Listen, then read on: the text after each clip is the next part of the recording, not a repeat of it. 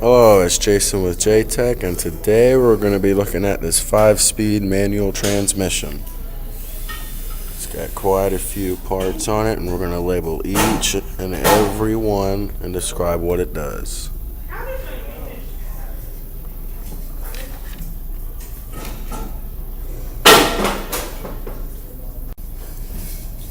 So, we have your input shaft right here. This is where the back of the engine would be, going into the front of the transmission. And this is your output shaft, where your drive shaft would be. So we'll start with the basics. What's holding your synchronizer sleeves, which are these. There's 3 on this one. These are synchronizer sleeves, and once you put the vehicle in neutral, it allows the fork, which holds the sleeve in place, and the shift arm to move it into whatever gear you want to go in. This one's been used and abused a couple times, so it doesn't go in very smoothly. So then again, we have 3 forks, 3 shift arms, and 3 synchronizer sleeves. That's the input shaft and the output shaft. Okay, so this right here is first gear. Then you have your synchronizer sleeve right here. If you can see, it goes, those teeth goes right in that. It aligns up right there.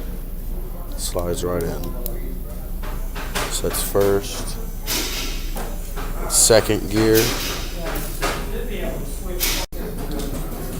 This right here is third gear.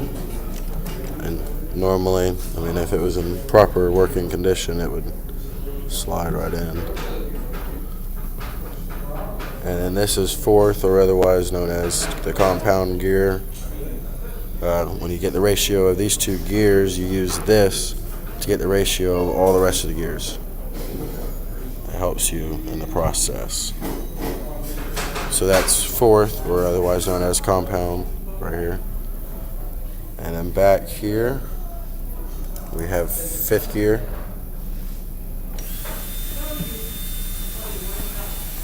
A little synchronizer sleeve right there. And then this is reverse. And that is, I don't know if you can see that. This gear and here, right there, that is a reverse idler gear.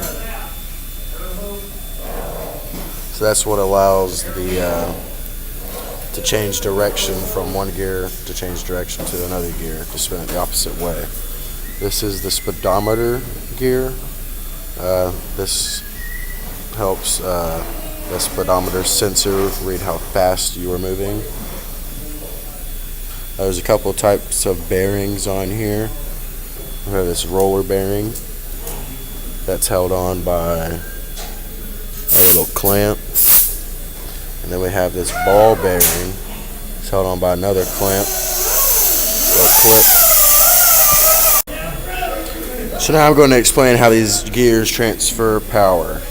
This is the input shaft, which makes this gear the drive gear, which makes this gear driven. In turn, this makes all these gears drive. These are now drive gears, and these are driven.